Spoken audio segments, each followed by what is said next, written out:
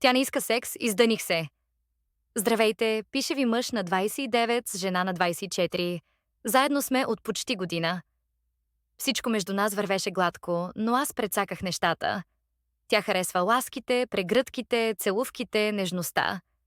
Много е нежна и самата тя, естет, чувствителна, всичките й емоции чета на лицето.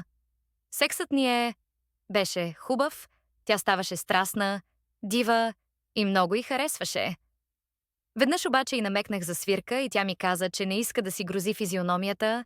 Никога в живота си не била виждала по-грозно и отвращаващо нещо от духаща жена. Някога мислила да мастурбира и пуснала порно. Там видяла свирка и веднага й минал мерака. Това тя ми го каза.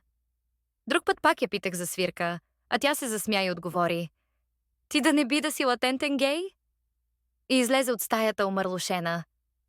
От тогава не ми говори, не ме докосва, не ме приближава даже. Все едно ме няма. Казвам и "Здравей", а тя даже не ме поглежда. Снощи случайно видях в Google историята, че е търсила билети за родния си град Варна.